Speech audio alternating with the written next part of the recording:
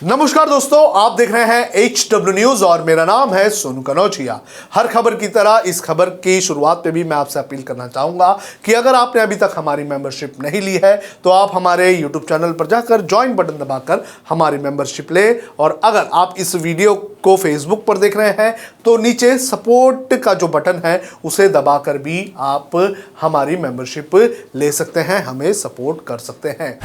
पश्चिम बंगाल विधानसभा चुनाव के पहले पूर्व केंद्रीय मंत्री यशवंत सिन्हा ने ममता बनर्जी की पार्टी तृणमूल कांग्रेस का दामन थाम लिया है। उन्होंने करीब 3 साल पहले भाजपा छोड़ी थी और खुद को दलगत राजनीति से ही अलग कर लिया था। अब उनका कहना है कि देश एक अद्भुत संकट से गुजर रहा है, इसलिए उन्होंने दोबारा राजनीति में आने का फैसला लिया है। उन्होंने कोलकाता में टीएमसी भवन पहुंचकर झंडा थाम कर पार्टी की सदस्यता भी ली। इस मौके पर उन्होंने मोदी सरकार पर जमकर निशाना साधा। यहां पहुंचकर उन्होंने कहा कि आज की ये जो घटना हुई है इसको देखकर आपको आश्चर्य होगा। सोच रहे होंगे कि जब मैंने खुद को दलगत राजनीति से अलग कर लिया तो मैं पार्टी में शामिल होकर एक्टिव क्यों हो रहा हूं। दरअसल इस समय देश अद्भुत परिस्थितियों से गुजर रहा है। अब तक जिन मूल्यों को हम बहुत महत्व देते थे, ये सोचकर चलते थे कि इस पर प्रजातंत्र में अमल करेंगे, आज उनका अनुपालन नहीं हो रहा है। उन्होंने कहा कि प्रजातंत्र की ताकत प्रजातंत्र की संस्थाएं होती है। आज लगभग हर संस्था कमजोर हो गई है, उनमें देश की न्यायपालिका भी शामिल है। हमारे देश के लिए ये सबसे बड़ा खतरा पैदा हो रहा है। यशवंत सिन्हा ने अपने इस पूरे प्रेस कॉन्फ्रेंस में क्या कहा, ये मैं आपको एक एक करके बताता हूं। सिन्हा ने कहा कि भारतीय जनता पार्टी के साथी उन्हें छोड़कर जा रहे हैं। सबसे पुराना साथी अकाली दल भी उनसे अलग हो चुका है। शिवसेना ने भी उनसे किनारा कर लिया है। जेडीयू को छोड़कर कोई भी महत्वपूर्ण पार्टी अब उनके साथ नहीं है, वे इसके काबिल भी नहीं है। देश में एक गंभीर लड़ाई चल रही है। ये केवल चुनाव की लड़ाई नहीं, ये देश की अस्मिता की लड़ाई है। मोदी शाह को देश बर्दाश्त नहीं करेगा। यशवंत सिन्हा ने कहा कि इसमें कोई शक नहीं है कि तृणमूल कांग्रेस बहुत बड़े बहुमत के साथ सत्ता में वापस आ रही है।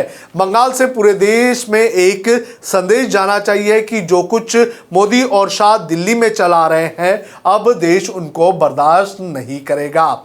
उन्होंने कहा कि मैं बहुत अफसोस के साथ कह रहा हूं कि चुनाव आयोग अब स्वतंत्र संस्था नहीं रही है। तोड़ मरोड़ कर चुनाव को 8 चरणों में करवाने का फैसला मोदी शाह के नियंत्रण में ही लिया गया और भारतीय जनता पार्टी को फायदा पहुंचाने का ख्याल रखा गया। बीजेपी का मकसद सिर्फ चुनाव जीतना है। यशवंत सिन्हा ने अपनी इस प्रेस कॉन्फ्रेंस में कहा कि बंगाल में तृणमूल कांग्रेस और भारतीय जनता पार्टी के बीच बहुत ही भयानक संघर्ष है। भारतीय जनता पार्टी का आज देश में एक ही मकसद है कि हर चुनाव को एन-कैन प्रकरण कर जीतना। इसलिए ममता जी को अपंग करने के लिए नंदीग्राम में आक्रमण किया गया। 2018 में शुरू किया राष्ट्रमंच। 3 साल पहले 30 जनवरी को यशवंत सिन्हा ने एक राष्ट्रमंच की शुरुआत की।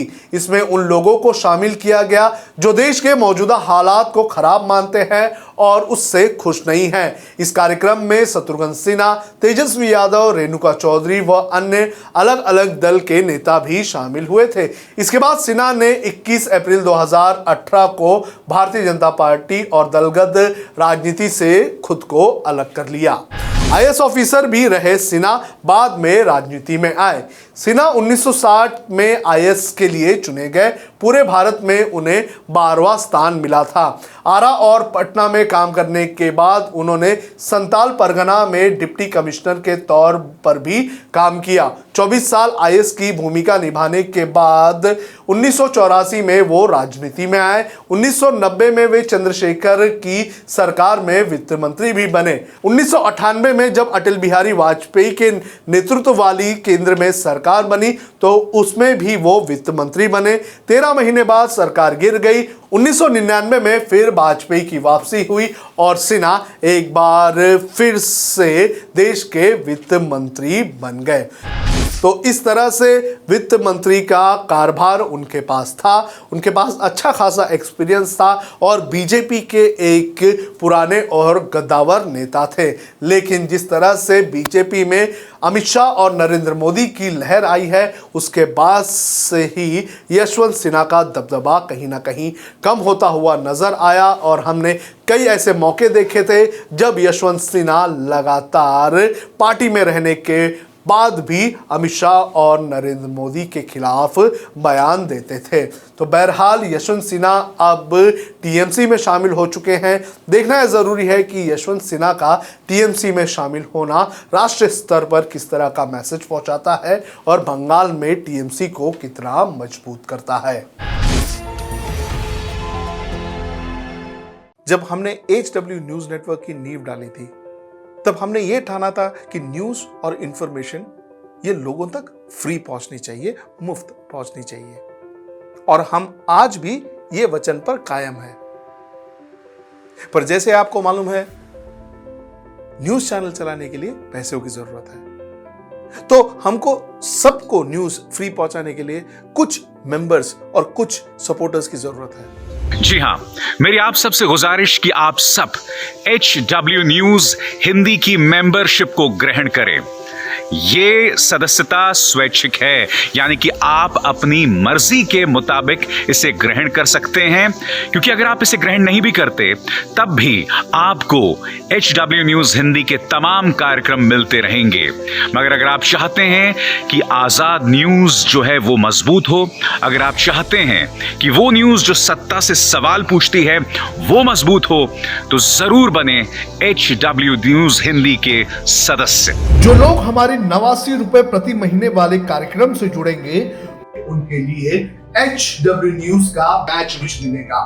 साथ ही साथ उन लोगों को हमारे एक्सक्लूसिव पोल्स में भी शामिल होने का मौका मिलेगा। इसके अलावा हमारा जो दूसरा मेंबरशिप कार्यक्रम है वो 199 रुपीस प्रति महीने का है, यानी कि 199 रुपए प्रति महीने। और इस प्रोग्राम में हमारे जो मेंबर्स हैं उन्हें 99 रुपए के प्रोग्राम वाले सभी चीजें तो मिलेंगी। इसके अलावा बिजनेस से जुड़ी हुई बातें भी हम करेंगे। हमारे एक्सपर्ट अखिलेश भार्गव से आप बिजनेस से जुड़े हुए अपने सवाल भी पूछ सकते हैं। हम उम्मीद करेंगे कि आप इस निष्पक्ष पत्रकारिता की राह में हमें पूरी तरह से योगदान देंगे। अब खबरें पाइए सबसे पहले हमारे मोबाइल न्यूज एप्लीकेशन पर।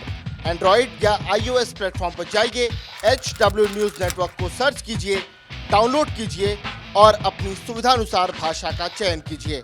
खबरों की भीड़ में अपने काम की खबर पाते रहिए।